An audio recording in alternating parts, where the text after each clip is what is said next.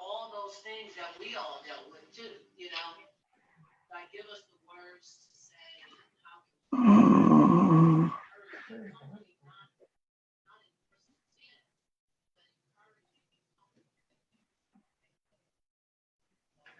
All right, everybody, we are live right now with a husband's authority. Again, welcome. I've got a great interview tonight. My great friend, Brondon Mathis.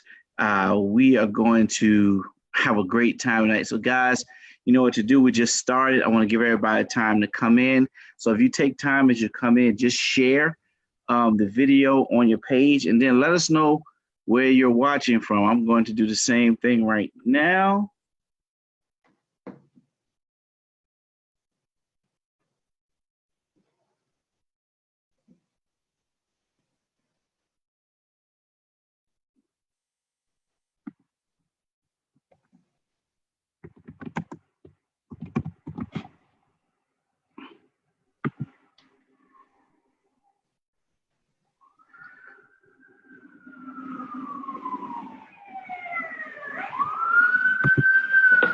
All right, we are live. I want to thank you all for joining tonight with another Husband's Authority. And for those of you who may be tuning in for the first time, a Husband's Authority is part of Kingdom Relationships, which is a relationship ministry that my wife and I started. And what we do here is we talk about being a husband, what it means to be a husband, roles of a husband, different aspects of being a husband, how to successfully be a husband, because I believe that the reason a lot of marriages end in divorce is because men go in not understanding the importance of their role as husbands. The Bible clearly says, husbands, love your wives as Christ loved the church, which that tells me is that God holds us responsible for our marriage and us responsible for the success of our marriage. And so what I've been doing is interviewing different men, some along with their wives, about what it means to be a husband and giving success tips to other men out there. And we've been doing great. We've had some great interviews. And tonight I get to interview my friend, Brondon Mathis. I believe his wife is going to join us tonight as well. But and it's been a while. We haven't talked in a while. But Brondon, how you doing, sir? I'm well, man. I'm well. Thanks for having me on. It has been a while. And, yes, you got I'm so a few glad. grays. You got a few grays in Man, don't do that. Don't do that. Oh man.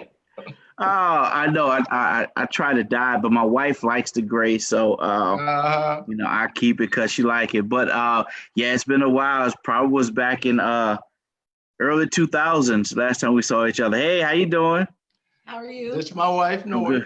How you doing? Nice to meet you. Glad to have you on tonight. But we are going to just talk, and like I said, we have wives on as well to get the wife's point of view of her husband and what it means to be a husband. So guys, what we're going to do is, Brondon, just tell us you guys a story about how long you've been married, just a little bit about yourselves. Yeah, we've been married 25 years in October of this year. And wow. We got married out of Bible college. I met her in Bible college. She was actually about a year behind me in college, and I had graduated, and she was still in college, and I was traveling, and God connected us, prophetically, and so yeah, we've been married 25 years. We have 5 kids.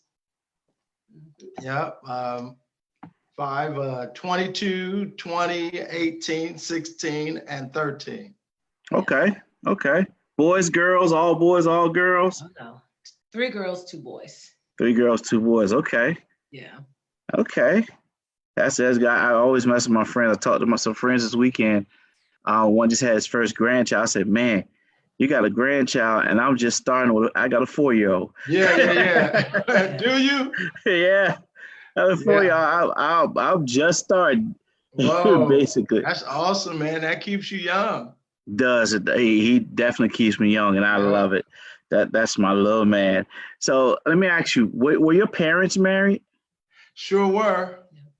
You Okay. know, we attribute our 25 years to, first to God, our commitment to God, but then to the fact that we both saw our parents married and remain married throughout their lives, through all the ups and downs and a lot of the things that we go through in life. If we have an example of perseverance, and if we have an example of those that went before us that overcame, there is a greater propensity for us to overcome, and there is a strength to draw from that. And a lot of times, if we don't have that example, if we don't have that model, it affects the way we respond and how we decide to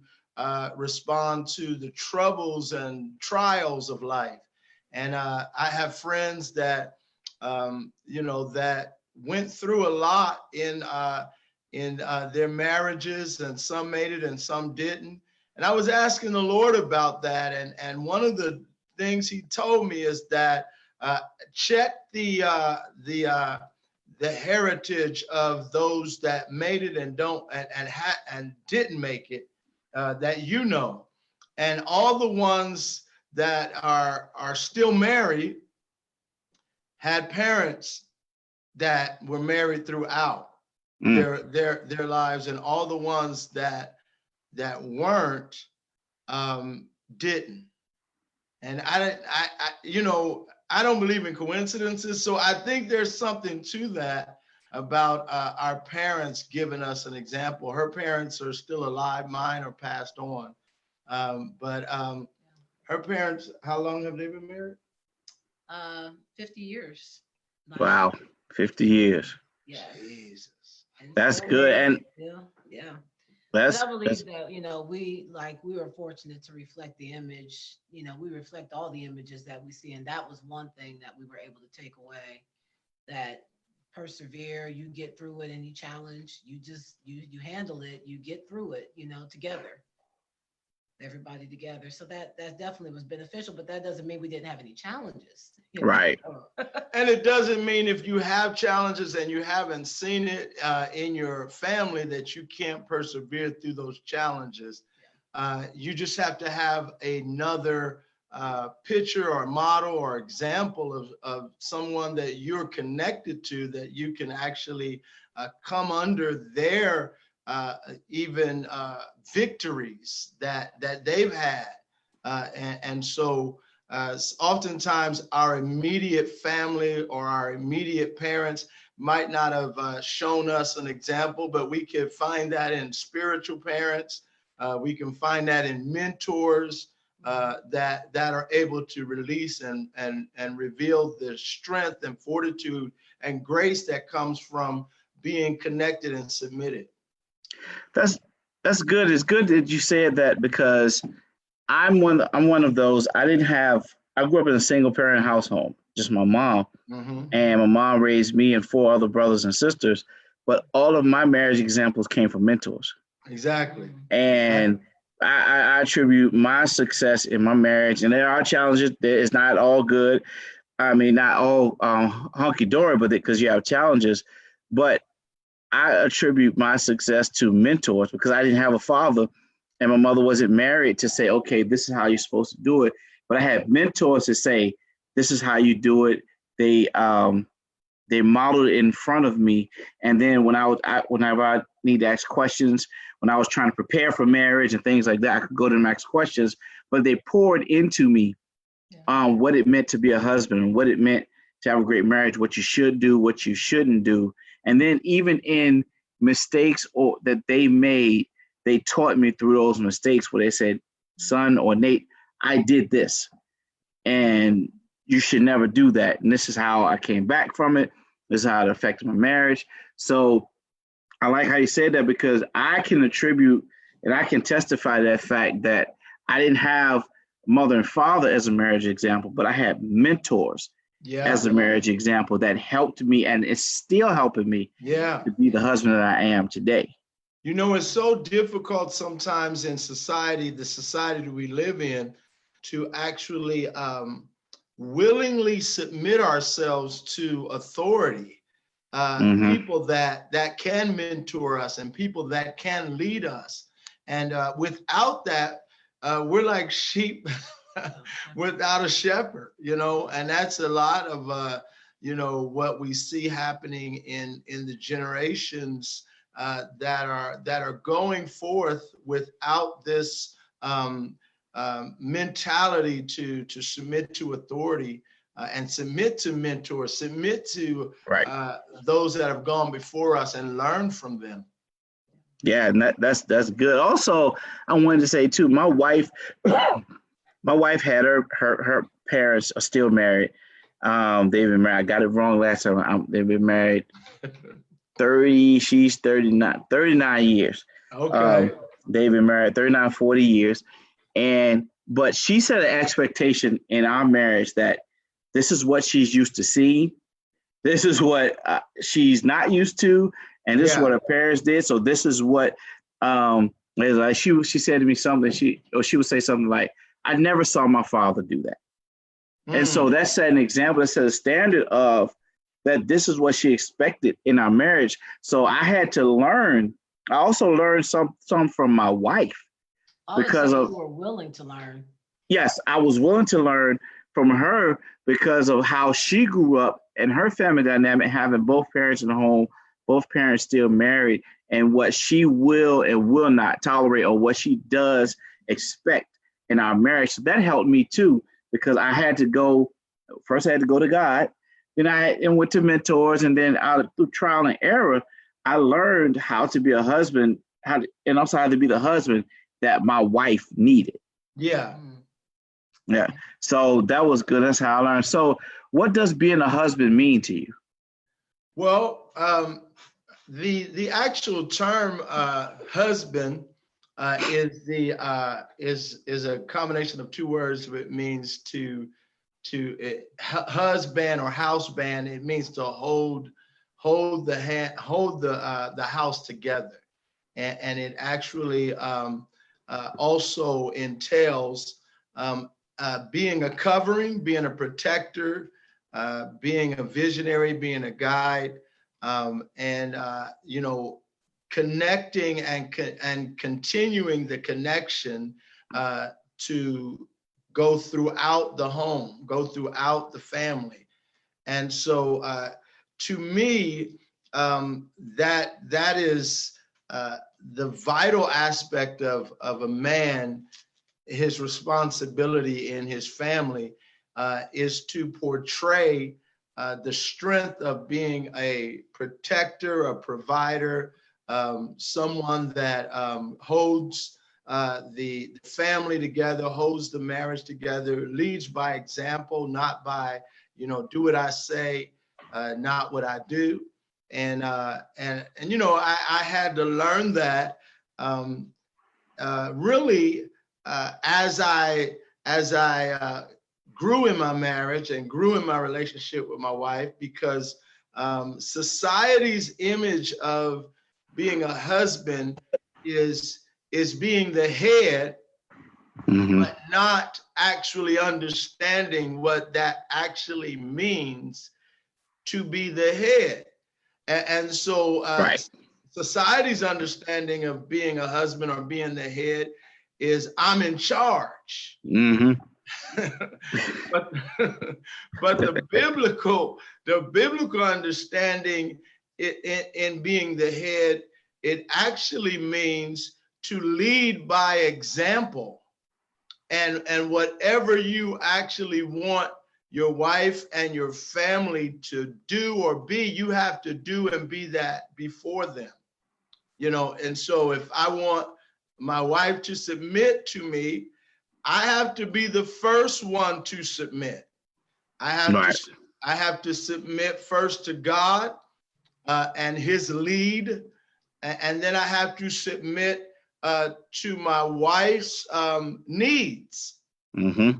And so and also I have to show her submission to a person or an organization that I am submitted to. Because a lot of times we get it like, if we're submitted to God, that's all there is for the man to submit to. But you know, her submission is strengthened when she sees me submitted to somebody that I'm going to for counsel and for ministry and for help, and they could get me in check.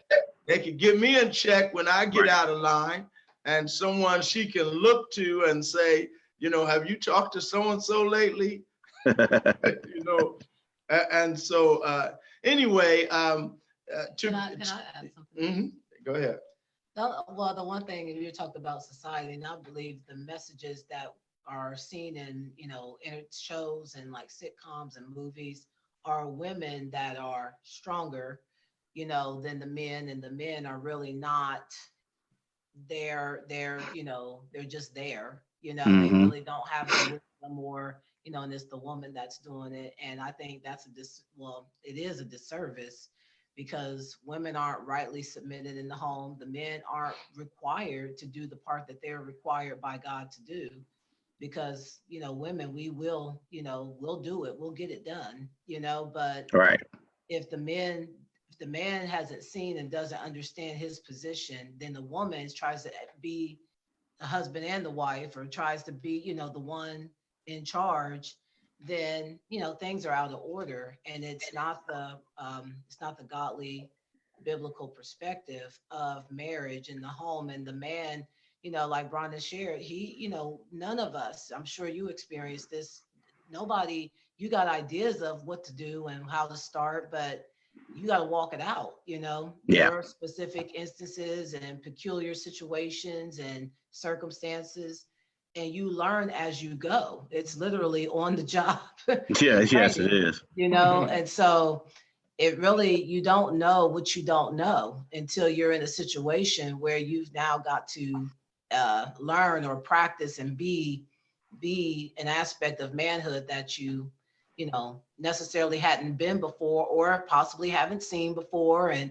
it takes work, it takes effort to, you know, be willing to not do what you've always seen, and to learn something else, in addition to working your job, in addition to all the other cares of life, you know what I'm saying? Mm-hmm. So I think it's important for women to know as well what the role of the husbands are. And it's not about being as spiritual per se, even though of course you want them to be spiritual, but it's understanding and recognizing their authority, that they're Yes. still the husband, and that even if you do some things that that the man is not naturally talented, or that's not his area of, you know, expertise, but you still are submitted to him. So And so my understanding of being a husband is leading by example, being one that is willing to lay down my will, my desires, my understanding of how it should be for my wife, and what she sees and what she understands, and also being willing, as the scripture says in the book of Ephesians, husbands, love your wives as Christ loved the church and gave himself for it. Being willing to give up myself, or give up my you know, my desires for, you know, for the marriage. And so I had to learn that the hard way. Like in the first 10 years, you know, it was difficult, because I really didn't understand that until the hard road, until I hit that hard road, and until our marriage hit that hard road, and then I took love out of the emotional botch and the anemic, you know, kind of like the worldly expression of love, and I had to understand it from the biblical expression of sacrifice and laying down your life. And at that moment, I understood better what it meant to be a husband, and how to actually connect with Noe, and how to lead her. And so, and even in that, I have to be reminded regularly, both by the Holy Spirit and by her. It's something that you have to have your mind renewed, and you have to renew it daily, and die daily to self. But you have to determine whether or not this marriage that you have entered into covenant for is that which you are actually, going to sacrifice for. And so, but yeah, that's what I see and understand that it means to be a husband. That's good. And I want to go back to something your wife said earlier when she talked about submission and about being submitted. She was talking about how on TV, how it portrays the woman as that dangerous stronger word, submission. I know, the woman as the stronger and the man is the weaker. Which I have nothing against strong women because my wife is a strong woman. But one thing I love about my wife is that if she has a strong opinion on something, she will always put it in my hands to seek God for it and understand if that's what she should do. She'll say something like, "You go to God and ask God," or she'll say, "Well, I'm gonna give that to you, and you pray about it, or you make a decision on that." And so what that does for me, it doesn't make me weak. It doesn't make me feel weak. It shows me that, okay, let me think about what she's saying. Let me go to God, pray about it, because 9 times out of 10, her suggestion is going to be right. And so at that point in time, I've learned that I have to submit to her wisdom on that, because she's hearing from God, or she has the practical wisdom that actually works. So it takes a strong person to successfully submit. And so what we have to realize, and men have to realize, is that when you say, Brondon, when you say I have to submit to God, then I have to submit to the needs of my wife, or we submit, like I said, we submit to the wisdom of my wife at that time. We think about that word submit and we just take it out of context. But it's not saying that we're just laying down and, we submit back in the days, you wrestling and I got you. It's like submit, submit, tap out. It's like we giving up or we giving in, but we're not. Yeah. We're actually coming under the wisdom of that person at that time. And when we're talking about TV, is that's what Satan wants to do. The enemy wants to portray and take the men out of it, take the role of the husband, take the authority of the husband out of it, so people can see the women as, like I said, nothing wrong with a strong woman, but we have to keep the order, God's order for the house, because we as a husbands hear from God and we set the tone for our family and to go. But I like how you said that when you brought up the example of TV and how TV is showing now, just media period. I tell my children, like, you can't look to these shows and movies and all for this kind of counsel and advice. They're coming from their perspective, which is not a biblical perspective. Right. They don't know. They know this, you're going to have this moment and you're going to have this feeling and you're just going to connect and this is going to be, but that's not the scripture. That's not the biblical model. So you don't want to put your life. I was watching this show the other day, and this young lady, she was, like a college age young lady, and she was talking to her dad, and she was like, her dad basically was talking her out of, she wanted to marry this guy. He asked her to marry. She didn't want to disappoint the guy. She wanted to, and he wanted to go to get married like that next weekend at the Justice of the Peace, and she was willing to go for it. And they were going through this whole process, and he, as the father, was, talking to his adult daughter, and saying how, just not yet. I'm not saying not ever. I'm saying not yet. But she was saying, well, I was feeling bad and I didn't want to say no. And there was pressure because the restaurant was there and they all clapped. But I don't want to lose him. And she's thinking, this is the one. And if I don't get him, I'm not going to have anybody, and this is what she's wrestling with. And young people today are wrestling with these thoughts because they're seeing images that are reinforcing these thoughts. You better grab them and get them. And if this one says, and he may not be perfect, but you should go ahead because you don't know when this other opportunity. And that's totally not the biblical way. And Brondon shared how when we got married, I had just come out, probably like 3 years, been just have born again. And so I was freshly born again, and we just had a conversation, and one conversation led to another, and it was just like we were connecting, had not really known one. I knew who he was, he knew who I was, but that was it. We didn't hang in the same circles or none of that, but God was there and leading and guiding, and the Lord spoke to me beforehand that he was going to ask me to marry him. Now, in my situation at that time, that was probably good for the Lord to speak to me because I was freshly, born again, not having been born again 5 years, but I knew how to hear from God. But all that to say, we just connected in the spiritual level, and then everything else followed. The body and the soul follows. We connected at the spirit level first.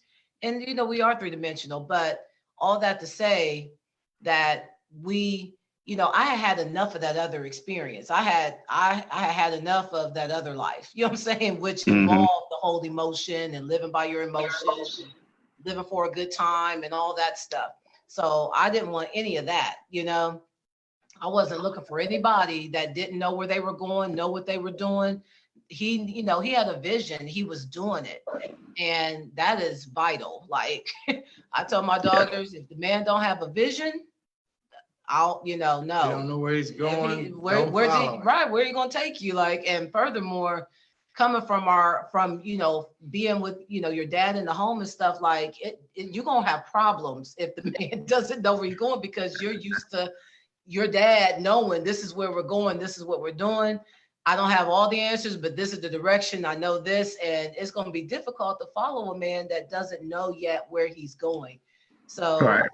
And so when we talk about the husband, one of the things that I listed is being a visionary. And when I say visionary, I'm speaking mainly about the vision of what it means to be a man for boys, how boys should behave, and how boys should treat girls. What is the vision that you have for your family? How your children should be raised? That's critical. Based on the Bible, not based on society. Because nowadays, if you don't have a vision for your home, if you don't have a vision for your children, if you don't have a vision for your family, society is now pushing their vision off on your family. And so now your children, your boy or your girl, can decide whether they want to be a boy or girl, even though they can't decide whether they can stay home underage by themselves, drink underage without, supervision. All these things, drive underage they can't decide all of these other things in society that requires you being of an age to be able to decipher and decide. But yet they're saying they can decide to be a girl if they want, if they're a boy, and a boy if they want, if they're a girl. And if husbands don't have a vision for their family, then society is going to put their vision on their family. And it's sad to see, Dwayne Wade just acquiescing to his son and the generational, societal, presentation of transgenderism and just switching and allowing that, because mainly the pressure of society to actually accept that as an alternative or an actual option for being whatever you want to be, living your truth, living what Right. it is that you feel is you. And all of that is the responsibility of a husband and a wife and parents to their children to have a vision. Yeah, And and so, it's good you talk about vision. I'm sorry, I mean to cut you off, but it's good you talk about vision because when my you have wife to and cut me off because I get going, man. I'm I, scared to stop. my wife and I on our first date, our very first date, she asked me an important question. The question was, "What's your vision for your life?" Exactly. Amen. That was her first question she asked me, and she said she asked me that because I have one. other guys that she asked that before weren't able to articulate the vision that they had for their life. And of course, I was able to articulate mine because she married me. Now, but I was because I already knew and had been seeking God and stating and writing down the vision that I wanted. I knew what type of family I wanted. I knew what type of wife I wanted. I knew what I wanted for my children. I knew I wanted children. I knew what I wanted to teach them. I knew the type of marriage and happiness that I wanted in my marriage. So when she asked me that, I was able to immediately articulate the vision that I have for my life. And that's good that you're teaching your daughters that to ask that, because if a man doesn't have a vision for his life, he can't have a vision for you and for your family. And so if he can't articulate that, what's going to happen when he gets up there at the altar, then he marries you, and then times get hard, then he's not going to be able to have a vision and a guideline to where he wants to take the family and how he's going to get out of this situation or out of what he's in and going to take care of those things. By me having that vision, I'm able to, when we get into challenges in our marriage, I'm able to know how to go seek God.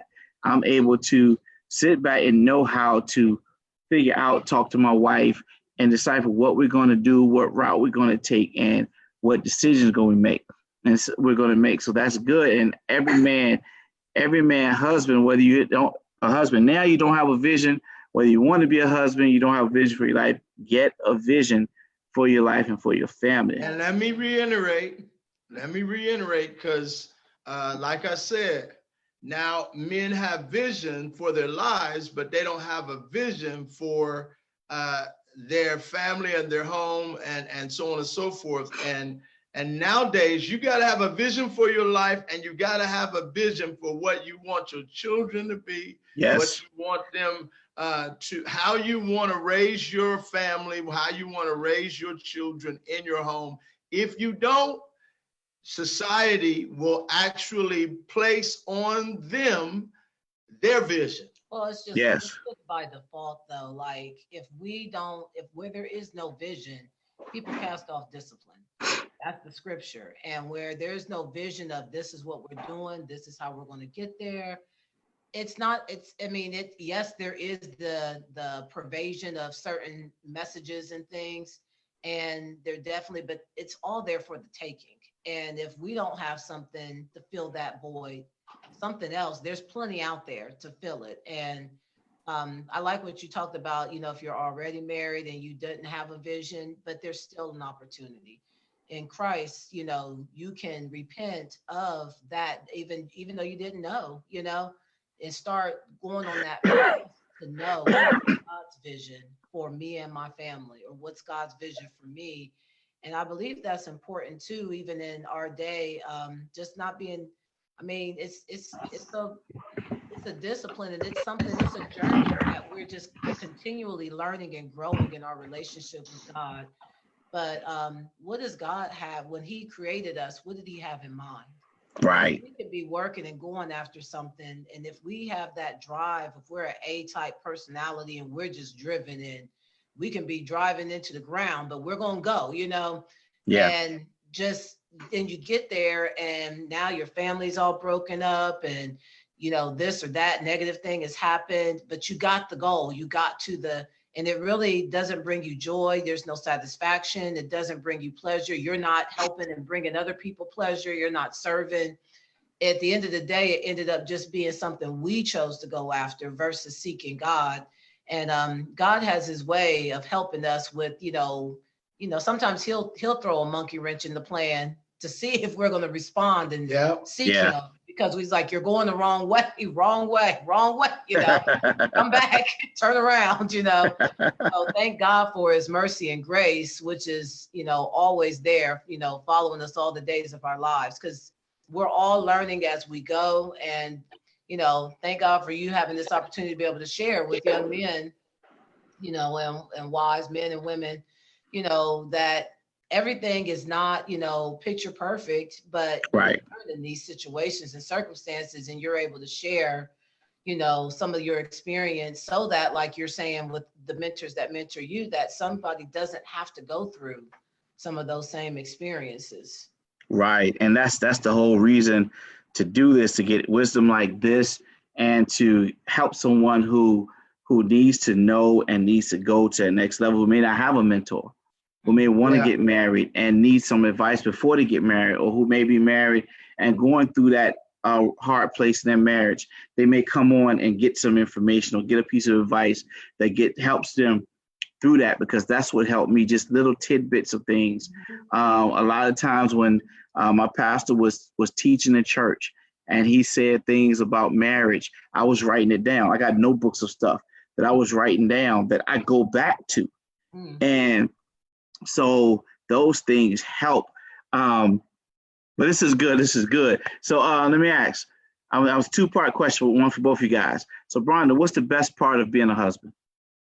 The best part of being a husband is seeing that which your family has caught from you, not just taught from you. Like I have a practice, or a kind of like a habit of praying and seeking God when I got married. And over the years, I've shown that, I've modeled that, I've actually taught and written books on prayer. And so, but to see my wife develop the discipline of prayer, to see my children develop the discipline of prayer from the actual example.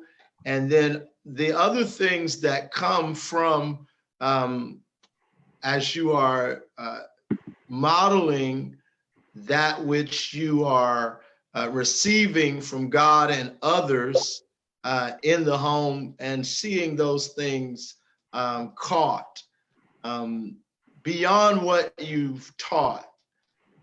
Some things you haven't even taught specifically, sat down and said, okay, do 1, 2, 3, 4. But if you are leading in your home or in any sphere of leadership, to see others emulate that is rewarding, definitely. That's good. So let me ask your wife, what's the best part of having a husband? Oh, well, let's see. Yeah, no, I mean, it's good to, first of all, have companionship, and then being able to create, offspring, and being able to share, having something to share with your children, and having somebody that, basically God has given you to disciple and steward. But, just seeing that, creating and, being able to have help, not having to do it all yourself, not having to, live by yourself, but having actual genuine companionship where, you can talk and laugh and cry and, about, just things that are going on in life, and watch your kids grow, and just having having that help to, help. Some time ago, I realized like, I don't need to be the mom and dad, like and then sometimes my kids will be like, don't tell dad, or don't, they want to come to me. They'll come to me and ask stuff, but then some stuff they'll go to him and don't, I came to you, because I know that you'll respond the way I want you to respond. Now you go talk to mom, so That's what I got to look forward to.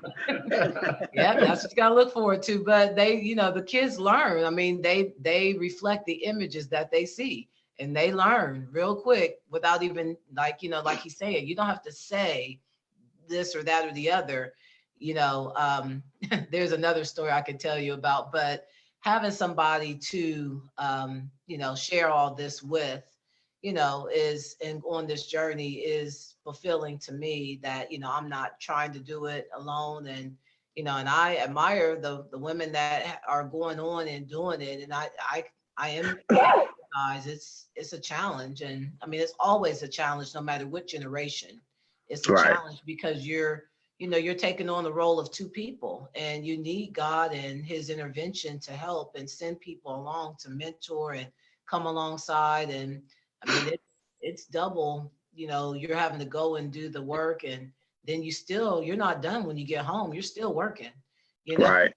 I mean, Yeah. it's going nonstop. So yeah, that's what I appreciate, having a husband. I would tell my kids though, first of all, I get to tell your dad because your dad's here in the home. So I get to tell your Get dad. to ask. Yep, I get to ask, I get to talk, and I remind them, just because, like Brondon shared the messages in society, and they're everywhere, but these messages, and like, well, just don't, and, thinking that you can live a better life and all this, just, just typical. Some of it's just immaturity, you know what I'm saying? And some of it's Hmm. societal, and wishing and desiring things. But I remind them, like, I get to tell your dad, or I get to ask your dad, or you go ask your dad, like, you got a dad, you have a father, or yeah, he's being your father. That's his role. Well, dad won't let me. Well, he's being your father. There's a reason, he won't let you.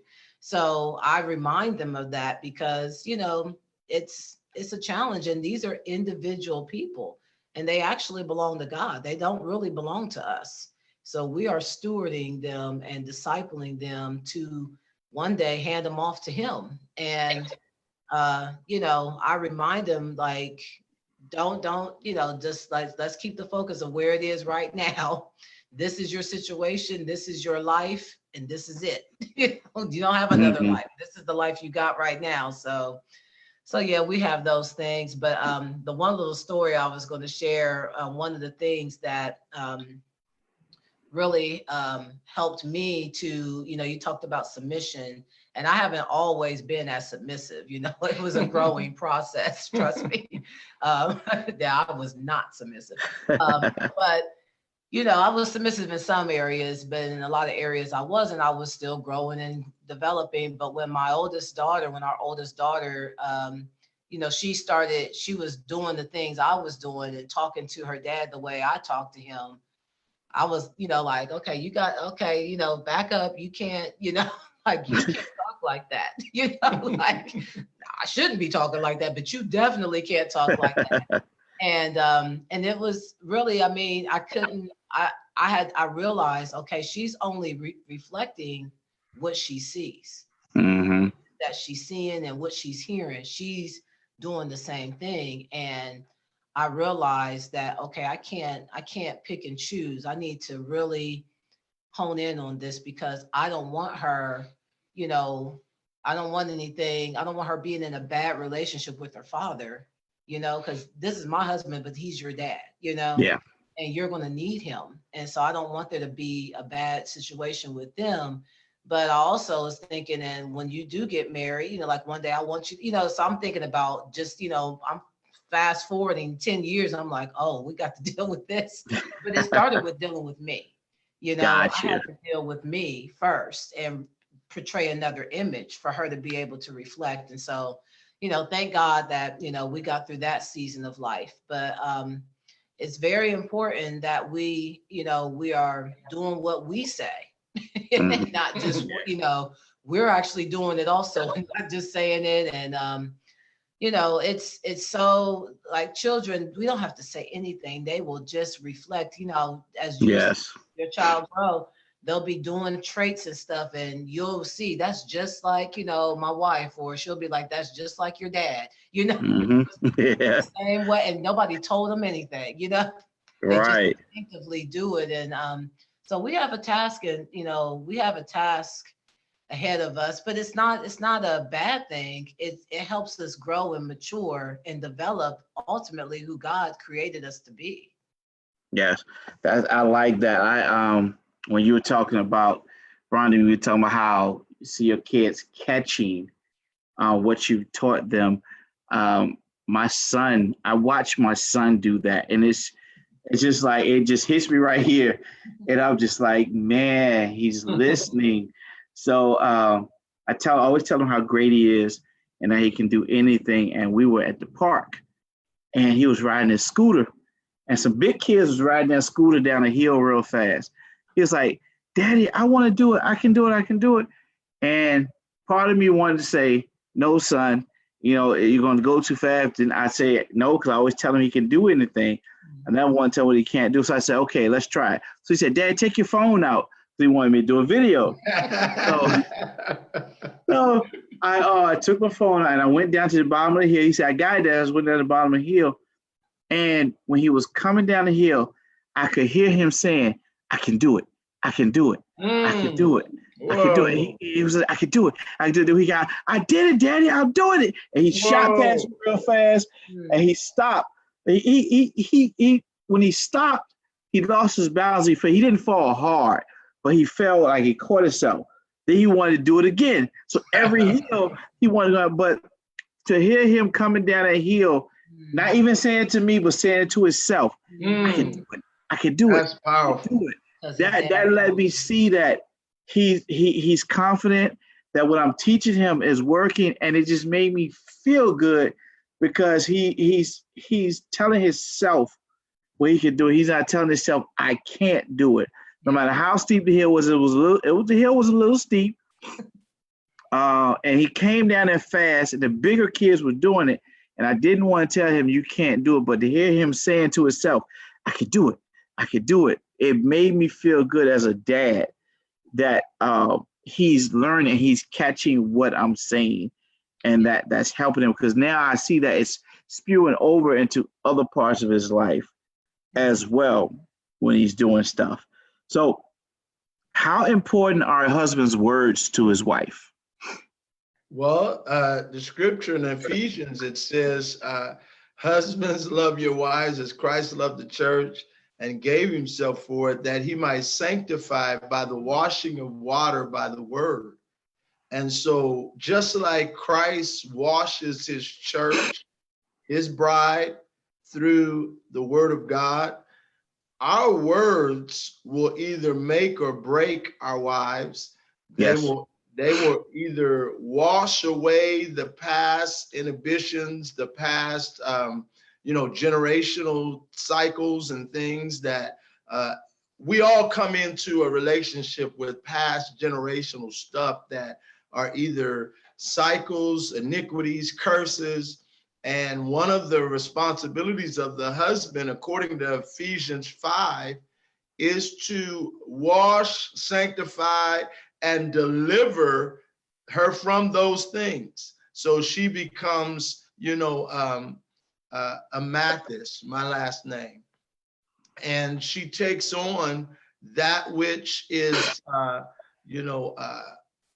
an inheritor from me and from where I come from. And if I'm submitted to the inheritance of Christ and to the inheritance of those good things that come from the Mathises, then my words actually bring her into the inheritance that I've received, the revelation that I've received from who I am in Christ and who I am in me.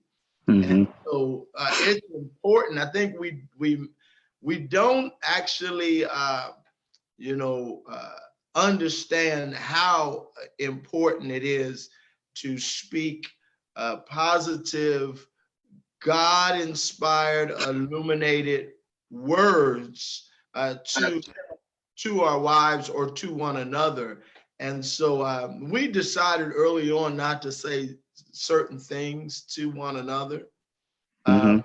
like, and even in our house, like using even, of course, curse words, but we even broke it down to stupid words like stupid, and words Mhm. that have a negative connotation. That in our home, a word like stupid, our kids grew up saying, if they heard that, they were like, oh, Shut up. or, and shut up. Yeah. That's my son. He's like, potty word. You said a potty word. Yeah. And words like shut up. If they heard that, if they heard the word shut up, like we've said it once or twice to one another since we've been married, and they look at that, that was a curse word. That was like a bad word. Yeah, their feelings would be hurt if somebody told them to shut, like, and if mom or dad said shut up, then they're Wow. like, crushed. But it was just because in that time, just again, from a lot of the different programming and stuff, to be a Black family, this is what it meant. These Mhm. images, of people talking this way and relating a certain way. And that's how, they were portrayed, back in the 90s, in the early 2000s, and these were the sitcoms, and, this wasn't the Cosby Show days, this was beyond Right. that. And this is, how everybody talked, and, things like that. I just, something even to this day, my kids, I was like, you're going to have vocabulary. You have to use your words and find other words. And so they can go in a lot of situations and just be able to talk. And it doesn't matter that, they're somewhere and they're not using all this slang. And it's not that they don't know slang, but they know how to use, they know when to use it and when not to. And Mhm. that was something that was important to me during that season of life for us, and just kind of wanting to set the tone of, this is how we want you to express yourself, and you need to come up with some more vocabulary. But and we use vocabulary, we use words too. But also though, as far as his words, I think they're vitally important, and like what Brondon said, but also just to be able to um, know that, it communicates the emotion, that it's not just a transaction, it's not just a Mhm. convenience, of, well, I just married you because of this, or you know what I mean, it's not Yeah. just, I'm just, and the whole, something that our probably our parents' generation, and this is no shade, I mean, they've come from different things, but it was like, I get put a roof over your head and stuff like that. You know what I'm saying? Like, that is not, I mean, back I then, brought you in this world. I'll take you out. yeah, just, stuff like that. Like, I got a house for you. I got food, like don't ask nothing else of me. You know what I'm saying? Mhm. Like that, that was one way, an expression some, decades ago. But now, as women, we need to hear, we're moved by words, and men are moved by visual, but women are moved by what you say, And so if he's not nurturing and speaking those things, it's not only is the spiritual context, which affects the natural, but also for a woman to be able to, even without having that language, just to know that she really is loved and, cherished and things. So men's words are important, and not putting them down, and not talking about them, and just, again, like I said, most of the stuff we see in programs and things is just not, that's not the way to keep a healthy relationship. That's true. So let me ask you, what's a marriage success tip?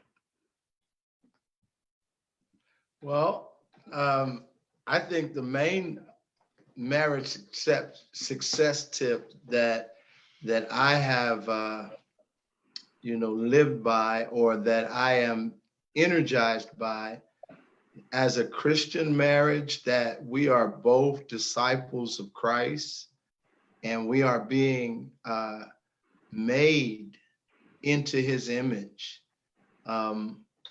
If we think that we are complete, finished, done when we get married, because we're old enough to be married, there is more of a susceptibility to settle in your ways and not being willing to grow and change as things are revealed and things crop up or come up. So knowing that I'm a disciple in the making, that she's a disciple in the making, and that both of us are disciples of the same man, Jesus Christ, the same God, it enables us to make room for, mistakes in one another and mistakes within ourselves that we are aware that we can't remain in. We can't remain in certain behaviors because, we're in the process of growing into the fullness of the measure of the stature of Christ. And so that's kind of a spiritual, and then a practical success tip would be to recognize that what we actually are in is a covenant, and that my strengths cover her weaknesses, and her weaknesses are her strengths cover my weaknesses. And in the biblical Ephesians 5 sense, the number one image of that is that husbands need respect like they need their next breath, and wives need love like they need their next breath. Husbands were commanded to love their wives. Wives were not commanded to love their husbands. Right. Wives were commanded to respect their husbands. And so love and respect are necessary if you're going to have a successful marriage. She needs love from me, and I need respect from her. And if we don't get that, then we end up on a crazy cycle that, we end up acting out of the dearth of what we're missing from one another. And so those three things, that we're disciples in the process, that we have to understand what it is we need, what she needs from me and what I need from her, both practically and what that looks like, and spiritually or biblically and what that looks like. Okay. And I thank you. That was good. And this was some good advice you guys gave tonight. I love the part we talked about vision. That's the main thing that really, one of the main points that stuck with me tonight is basically having a vision for your family and setting that vision about how you want your family, setting a vision about how you want your family to be, where you want your family to go, and how you want your family dynamics. That was really good. Guys, I thank you guys for being on tonight. I really appreciate it. You giving the wisdom. We're going to do this again. I'm going to have you guys on again. But guys who have been watching, thank you for watching. If you have any questions for us, just email us at hello@kingdomrelationships.org. If you want to see these videos again, you can go to our YouTube page at Kingdom Relationships, or you can go to our website at kingdomrelationships.org. Brondon, you mentioned that you wrote some books on prayer. Where can we go to find your books? You can go to brondonmathis.org to get this one. When You Pray, Say. It's the 7 prayers of encounter to accelerate the prophetic promises over your life. It's learning how to pray to accelerate what God has promised you prophetically. And it's the Lord's Prayer like you've never heard it before taught. And so you can go to brondonmathis.org or amazon.com and all of the other platforms that sell books online. Okay, guys, you heard it. Go to brondonmathis.org to get his book. Again, guys, you can go to brondonmathis.org to support him. Thank you guys for watching, Brondon. Thank you guys for being on. Love you guys. Until next time, everybody, be victorious. See you. See you. Bye-bye.